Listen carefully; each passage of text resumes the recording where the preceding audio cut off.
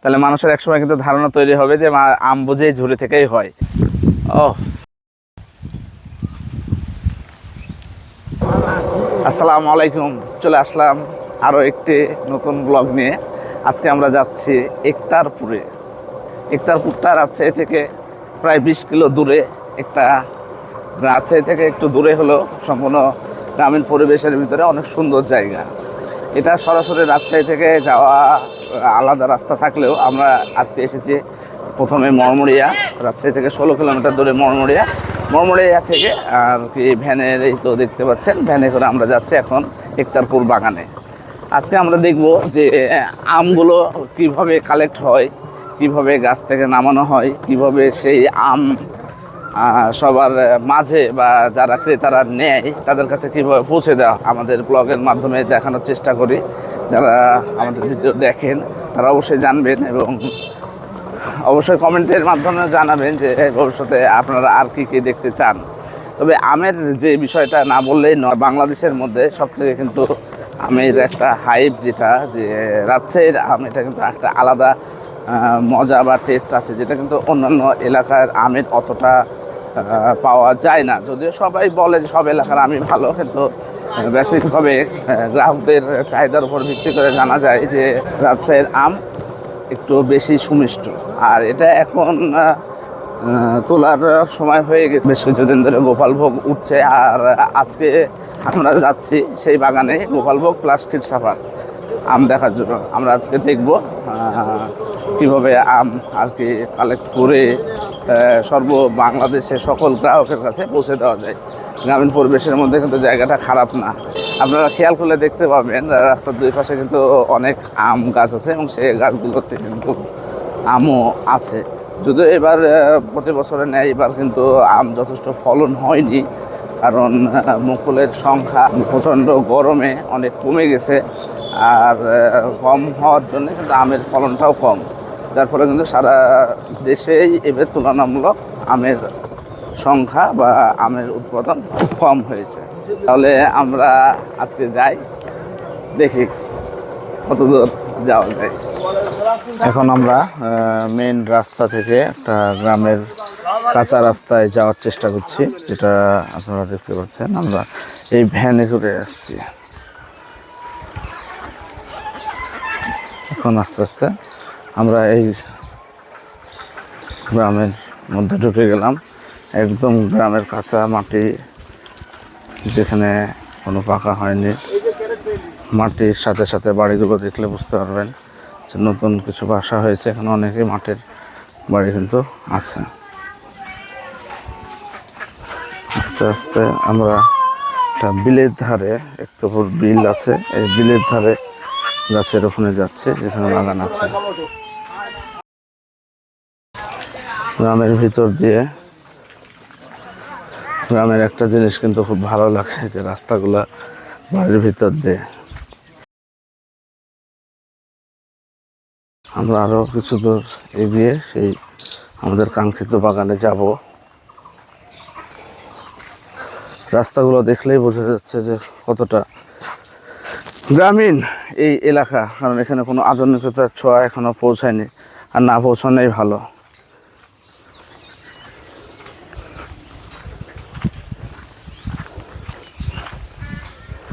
যেহেতু আমি রাস্তা চিনি না, তাই আমাকে চেনানোর জন্য একটা ছোটো ভাইয়া আছে, সে আমাদেরকে লক্ষ্য করে নিয়ে যাচ্ছে। এই যে আমের ভিতর দিয়ে যাচ্ছে আমরা।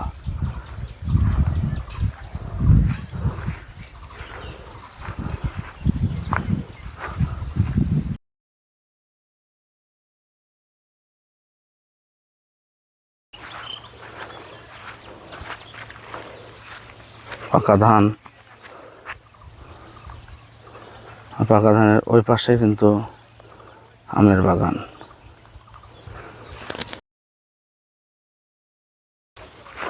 এক পাশে মরিচের বাগান আর এক পাশে ধান, দুই মাঝখান দিয়ে একটা চিকন আলের উপর দিয়ে কিন্তু যাচ্ছি। রাজশাহীর প্রত্যন্ত গ্রাম বললেও ভুল হবে না, সেই জায়গাতে কিন্তু আমরা এসেছি। আর এই জায়গায় আঙ্কিত লক্ষ্যে আমরা চলে এসেছি। এই হচ্ছে আমের বাগান। আমরা এখান থেকে শুরু করব, আস্তে আস্তে আরও ভিতরে যাব।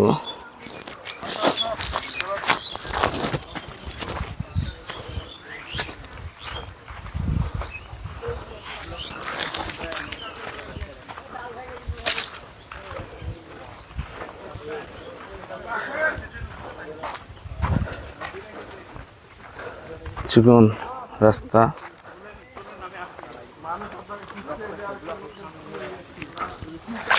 আম পড়ে আছে।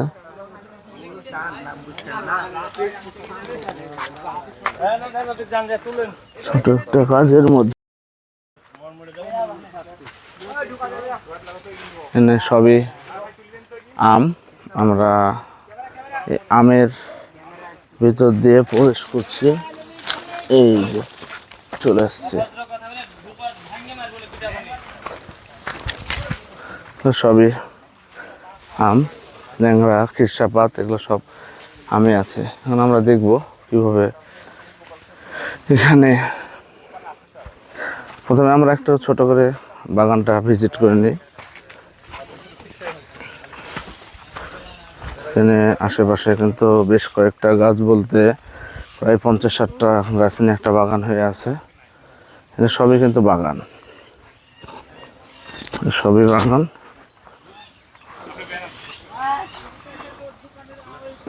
সবই বাগান। ক্যামেরাতে আসলে সম্পূর্ণটা ধরা যাচ্ছে না, তারপর যতটুকু ধরা যাচ্ছে সেটা দিয়ে দেখলে বোঝা যাচ্ছে যে এই বাগানের একবারে ছোটও না।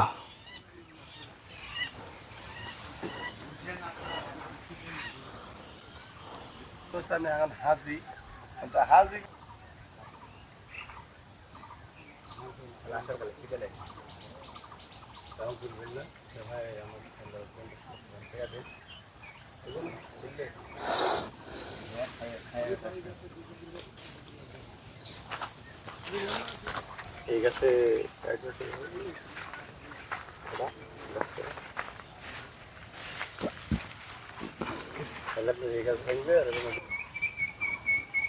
কি দেখা যায়?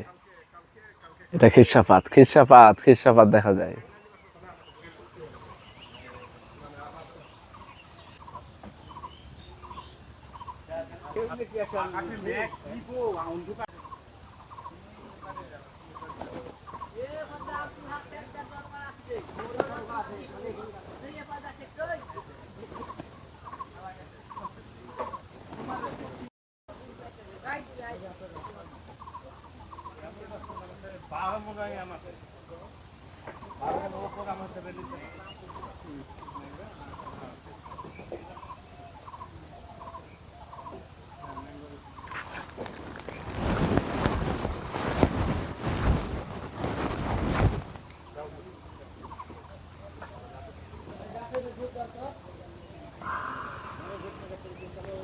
গাছের অবস্থা এমন হয়েছে যে আম গাছটার কিছু ডাল আমের ওজনে কিন্তু নিচে একদম চলে এসছে।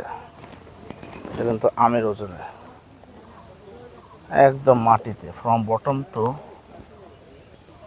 বলা যায় নিচে।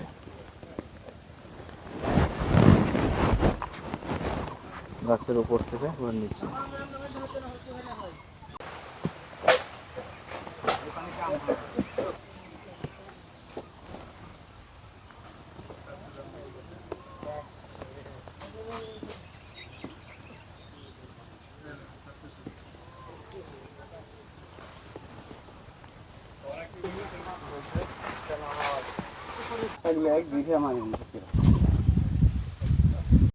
গাছ থেকে আম পাড়ার মুহূর্তটা আসলে চমৎকার। এখানে অনেকেই দেখতে চায় যে কীভাবে আম পাড়া হয় এবং সেই আমগুলো কীভাবে কালেক্ট করা হয়, সেগুলো কিন্তু বিস্তারিত অনেকেই জানে না। এটা তার একটা ছোট নমুনা আমি আপনাদেরকে দেখাচ্ছি যে গাছ থেকে আমগুলো পাড়া হচ্ছে কীভাবে। গাছে কিন্তু দুই রকমভাবে মানুষ আম পাড়ে। অনেক সময় ছোট গাছ বা বড় গাছ যাই হোক, ভিতরের আমগুলো যেগুলো হাতের কাছে পাওয়া যায় সেগুলো গাছে উঠেই আর পাড়া হয়। আর যেগুলো নিচ থেকে, যেগুলো লঘি বলা হয়, সেগুলো কিন্তু লঘিতেও অনেক আর কি কালেক্ট করা হয়। সেগুলো নিয়ে সরাসরি নিচে ফেলানো হয়। আর সেখান থেকে আম কালেক্ট করে ক্যারেটে নেওয়া হয়। এই যে ক্যারেট, এখানে আমগুলো পড়ছে অলরেডি। এখানে কিন্তু খুব সুন্দর একটা পরিবেশ সৃষ্টি হয় যখন আমগুলো পড়ে নিচে, গোটা ঘন অবস্থা থাকে। আর সাধারণত তখন আম কালেক্ট করা হয় না, কারণ অনেক সময় গাছের যে আম, সেই আমের আঠাগুলো পড়ে, তার জন্য অনেক সময় কিন্তু সেই আমগুলো সাধারণত নেওয়ার চেষ্টা করা হয় না। এই যে এখানে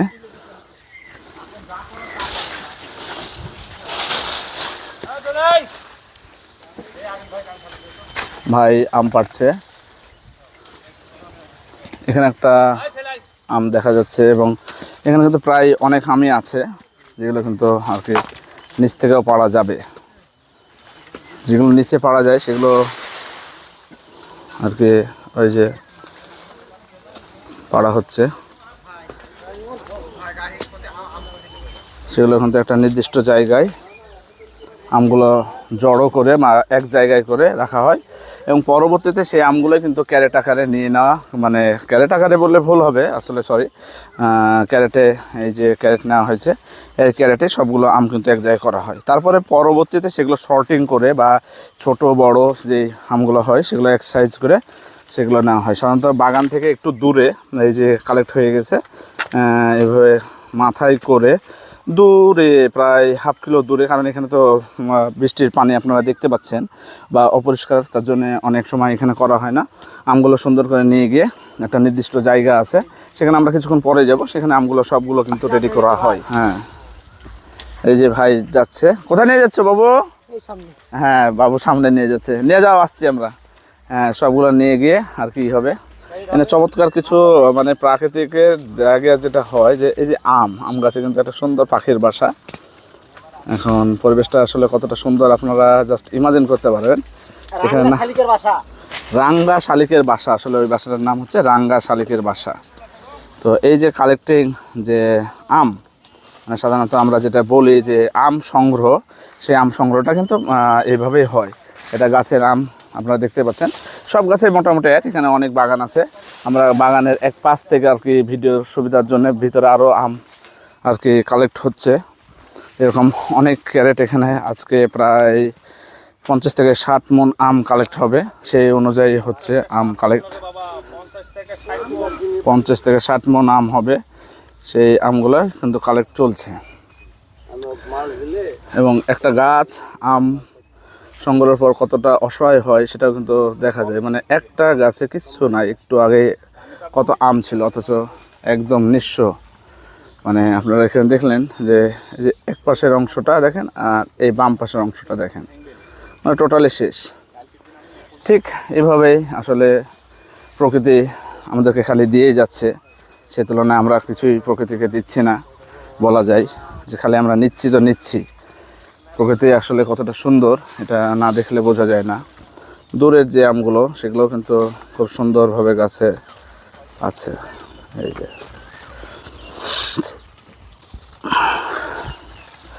মোটামুটি আম সংগ্রহটা বলা যায় যে এইভাবেই করা যায় এবং সেই আমগুলোর আরও কিছু করবার, এবার প্রথমে সবগুলো একসাথে পাড়া হওয়ার পরে গেল কিন্তু আদার্স কাজগুলো করা যায়। এটা খুব সুন্দর কাঁচা ঘ্রাণ পাওয়া যায় আসলে আমগুলো, এই যে এভাবে দেখা যাচ্ছে, এভাবে পাড়ার পরে যখন শেষের দিকেই হয়ে যায় তখন কিন্তু সেগুলো কিন্তু কালেক্ট করে একটা ক্যারেটে এভাবেই নিয়ে নেওয়া হয়। এই ক্যারেটগুলো কিন্তু আবার পরবর্তীতে যখন যাওয়া হবে তখন যাওয়ার পরে এগুলো কিন্তু সুন্দর করে আলাদা আলাদা করা হবে। কিছুক্ষণ পরে আমরা সেগুলো দেখব, কিন্তু তার আগে একটু দেখি। একটা সুন্দর কাঁচা আমের যে ঘ্রাণ সেটা পাওয়া যাচ্ছে। এগুলো খিরসাপাত আম,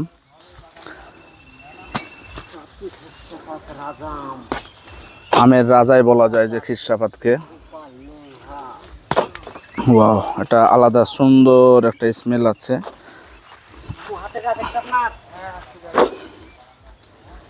এভাবে সবাই এগুলো কিন্তু আমগুলো কালেক্ট করে।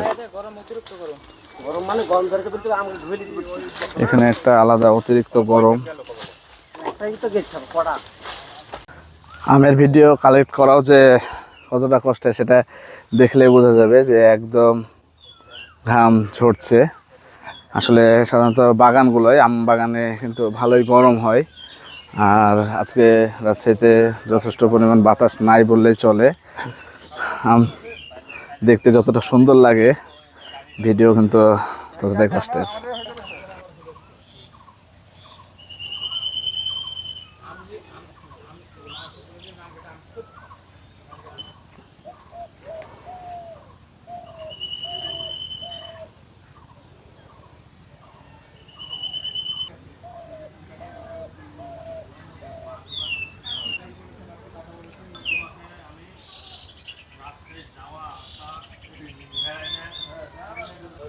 গাছ পাকা আম গাছের নিচে বসে বসে খাচ্ছেন একজন গাছ মালিক।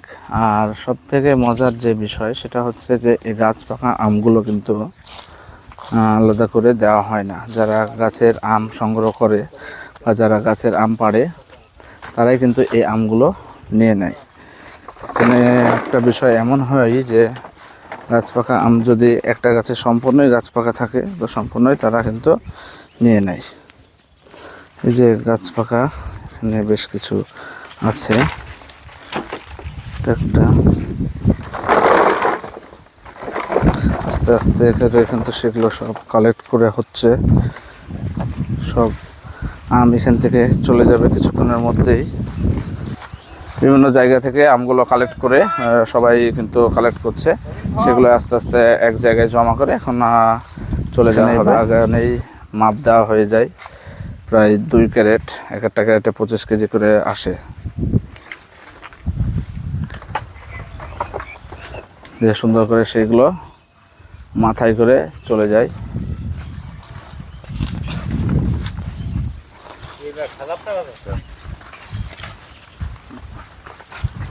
সব কালেক্ট করা হয়ে গেছে, এখন একে একে চলে যাচ্ছে।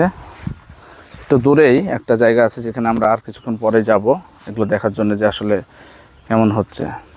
এভাবে গাছের থেকে সরাসরি আম গ্রামীণ পর্যায়ে সরাসরি চলে যায় এবং যেই হাট বলেন বা খুচরা বা লোকাল যে জায়গাগুলো আছে সেখানে এই আমগুলোই সব জায়গায় ছড়িয়ে যায়। এগুলোই সুন্দর করে প্যাকেট করে রাজশাহী বাইরে যারা আছে বা যারা অর্ডার করে বিভিন্ন জায়গাতে এই আমগুলো চলে যায়। আর সুন্দর করে সাজানো বলেন বা যেগুলো আপনারা প্যাকেটজাত দেখেন সেগুলো কিন্তু এইভাবেই বা উক্ত জায়গা থেকে কিন্তু যায়। এই যে ছোট ছোট গাড়িতে তৈরি করে একদম চলে যাবে দূর দূরান্ত থেকে। ওই আজকে আসলে আপনাদেরকে যেগুলো দেখালাম এগুলো সম্পূর্ণ বাগানের থেকেই। আর এভাবে আমরা নিয়মিত আরও কিছু দেখাতে চাই। আর এগুলো দেখানোর উদ্দেশ্য হলো মানুষ খালি গাছ থেকে আম পেড়ে না খেয়ে যদি একটু ভিডিও দেখে তাহলে কিন্তু সেগুলোর কিন্তু একটা মানে আলাদা একটা আকর্ষণ তৈরি হয়। এবং সবথেকে বড় ব্যাপার হচ্ছে যে একটা মানুষ যে জিনিসটা খাচ্ছে সেটা কোথা থেকে আসছে, কিভাবে আসছে, এটা না দেখে যদি ঝুড়ি থেকেই কন্টিনিউ খেতে থাকে তাহলে মানুষের একসময় কিন্তু ধারণা তৈরি হবে যে আম বুঝেই ঝুড়ি থেকেই হয়। তাই বাচ্চাদেরকেও আর কি আমার যেটা দৃঢ় বিশ্বাস, বিদেশে কিন্তু এরকমই হয় যে যে জিনিসগুলো খাওয়ানো হয় আমরা প্রাকৃতিকভাবে তো খুব কম জিনিসই এখন খাই, খালি বিষাক্ত জিনিস বা বিষ মিশ্রিত সব কিছুতে হয়ে গেছে। তো যেই বিষয়গুলো আমরা প্রাকৃতিক খাই সেগুলো আমার মনে হয় যে বাচ্চারা যেহেতু এই জিনিসটা ছোটোকাল থেকে শিখে তাদেরকে এগুলো দেখানো উচিত। কারণ এখন এমন একটা পর্যায়ে হয়ে গেছে যে বাচ্চারা তো এগুলো দেখেই না, মানে দেখার সুযোগও পায় না। তারা এমন মানে দেখে অভ্যস্ত যে ক্যারেট থেকে আম আসছে বা বাক্স থেকে আম আসছে বা ব্যাগ থেকে আম আসছে। তাদের এক সময় ধারণা এরকম হলেও কেউ দোষ দিতে পারবে না যে আম বুঝে এই ক্যারেট থেকেই হয়, আম বুঝে এই ব্যাগ থেকেই হয়। তাই সময় থাকতে আমি চেষ্টা করি যে সবাইকেই সাজেস্ট করি যে যারা বাচ্চা আছে তাদেরকে অন্তত আপনার আশেপাশে বা নিকটবর্তী কোনো বাগানে বিশেষ করে কাঁচা সবজি বলেন বা কাঁচা এই ফলমূল জাতীয়গুলো একটু দেখানোর চেষ্টা করবেন। তাদের শরীর এবং মন দুইটাই ভালো থাকবে। আমাদের নিয়মিত ব্লগে কিন্তু সেটাই করার চেষ্টা করছি, সবাইকে জানাচ্ছি। তারপরেও কারো কোনো বিষয় যদি জানার থাকে বা প্রশ্ন থাকে অবশ্যই আমাদেরকে জানাবেন। আর সে পর্যন্ত ভালোই থাকবেন। আশা করি সামনে আবার নতুন কোনো ভিডিও নিয়ে আসব। আমাদের নিয়মিত এখন বেশ কিছু ফলমূলের যে ভিডিওগুলো আছে আমরা চেষ্টা করছি আপনাদেরকে দেওয়ার। যদি চ্যানেলটা ভালো লাগে অবশ্যই সাবস্ক্রাইব করে আমাদের সাথেই থাকবেন। আর অবশ্যই কমেন্টে জানাবেন যে আসলে আমাদের এই প্রাকৃতিক যে ভিডিওগুলো এখন বানাচ্ছি সেগুলো কেমন লাগছে, বা আরও কিছু আপনারা নতুন কিছু যদি চান বা নতুন কিছু আমরা অ্যাড করতে পারি অবশ্যই ভালো কিছু হবে। ভালো থাকবেন, সবাইকে অনেক অনেক ধন্যবাদ।